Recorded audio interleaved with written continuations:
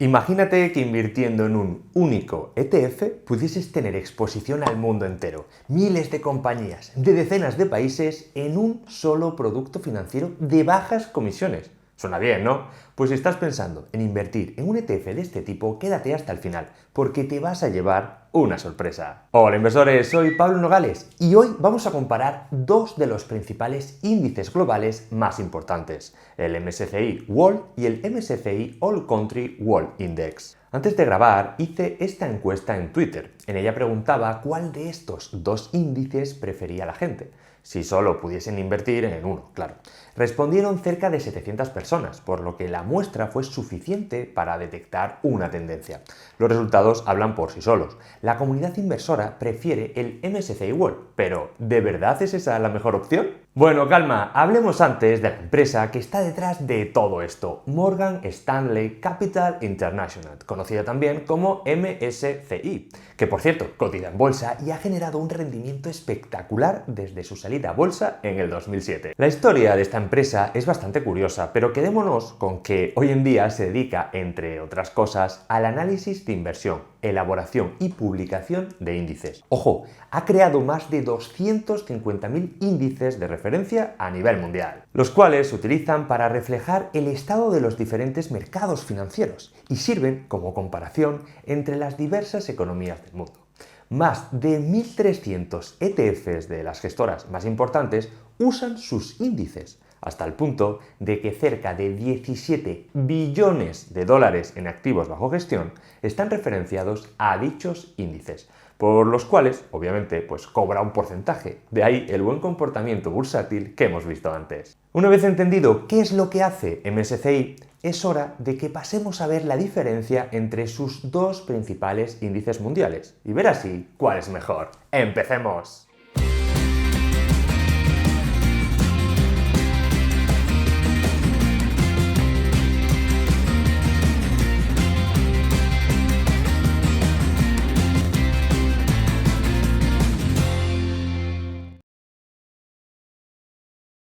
En primer lugar, el más conocido, el MSCI World. Su origen se remonta a 1970 y se creó como un índice que sirviese de termómetro del estado de la economía y los mercados financieros globales. Bueno, globales hasta cierto punto, ya que no incluye absolutamente nada de países emergentes, como luego vamos a ver. Este índice lo usan muchos gestores de renta variable como referencia o benchmark, para medir así su rendimiento relativo respecto a este, y poder saber nosotros, los inversores, si aportan alfa o no. Está compuesto al 100% por renta variable, representando en gran medida la economía y los mercados financieros del mundo desarrollado. Incluye más de 1.500 compañías cotizadas de mediana y gran capitalización de 23 países, que podéis ver en la tabla, los cuales se encuentran en 3 zonas mundiales: América, Europa, Medio Oeste y Pacífico, cubriendo aproximadamente el 85% del free float de las compañías de cada uno de esos países. Tanto este índice como el que luego vamos a ver están ponderados por capitalización bursátil y ajustado por el free float de la compañía. Eso hace que las empresas de mayor peso a nivel mundial tengan un mayor porcentaje en el índice. Así, lo que se intenta es reflejar el hecho de que las empresas más grandes tienen un mayor impacto en la economía real. A pesar de tener exposición a tantos países, podemos ver que Estados Unidos pesa más de la mitad. Concretamente, a 31 de marzo del 2022, el peso de este país en el índice es de un 69%, seguido de Japón con un 6%, Reino Unido 4,2%, Canadá 3,6% y Francia 3%. Vamos, que el resto de países solo pesa un 14%. Pero ojo, porque esta ponderación irá variando a lo largo del tiempo.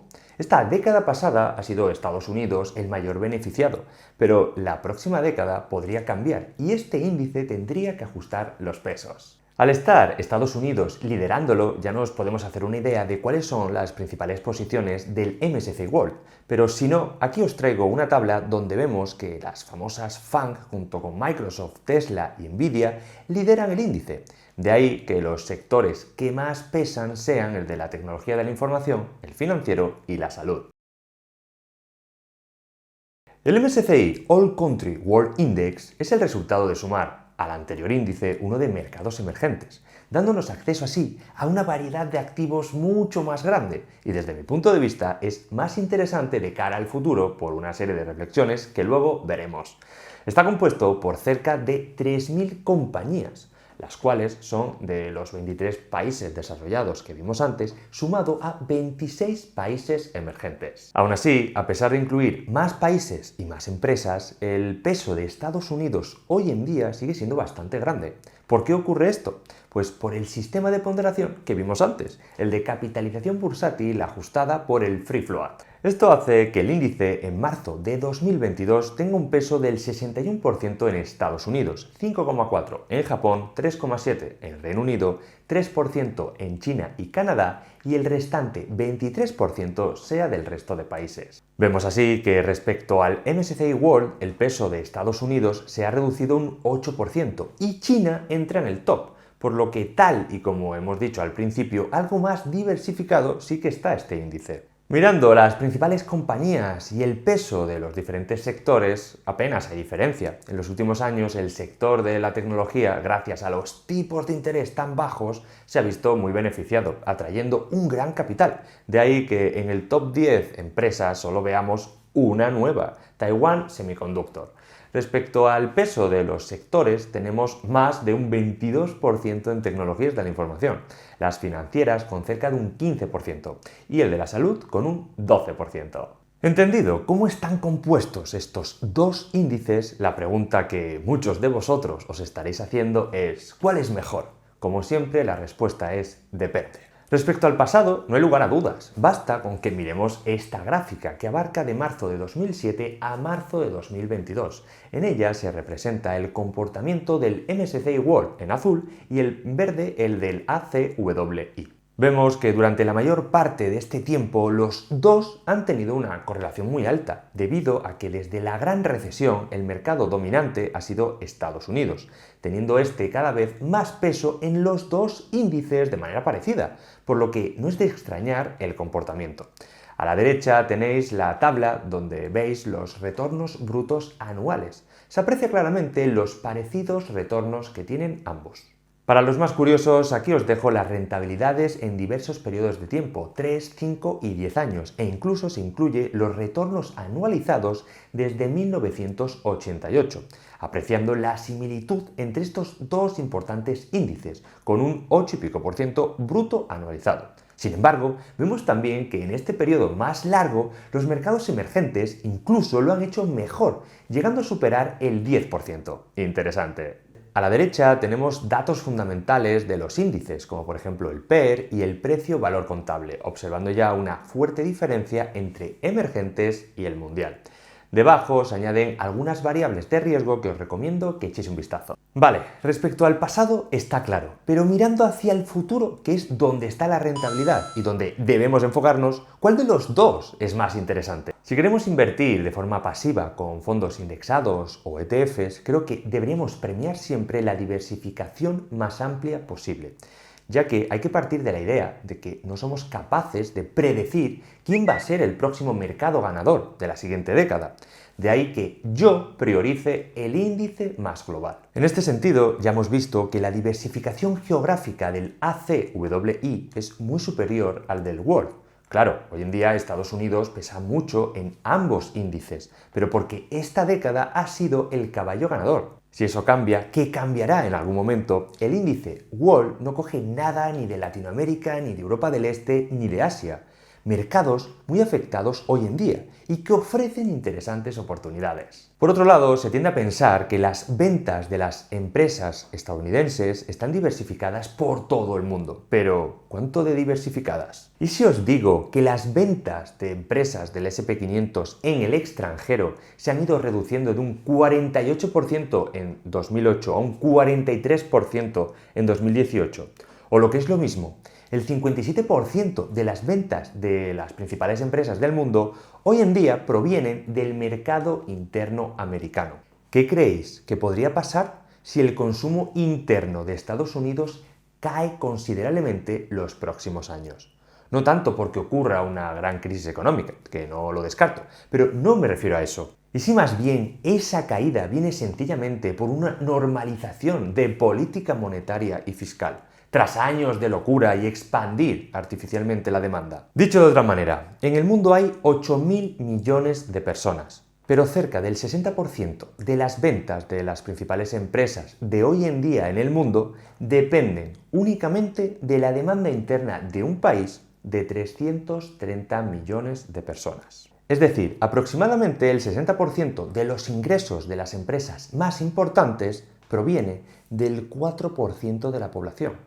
Eso no sé cómo lo llamaréis vosotros, pero yo lo catalogo como un sistema frágil, extremadamente frágil. Viendo esta fragilidad de la economía americana y las ventas de sus empresas, me parecen muy interesantes estos dos gráficos del MSCI ACWI. Este primero es de 2014, pero refleja muy bien lo que os quiero decir. Por aquellos años, Estados Unidos pesaba un 49%, pero solo significaba en este índice un 28% de las ventas. Mercados emergentes pesaba un 11%, pero aportaba un 35% de las ventas, mucho más diversificado. En este segundo gráfico de 2022 tampoco hay mucha diferencia con el anterior, aunque se puede seguir viendo que Estados Unidos por capitalización pesa más de un 60%. Sin embargo, a nivel de ventas solo pesa un 30% para el MSCI ACWI. Parad el vídeo y analizad el resto.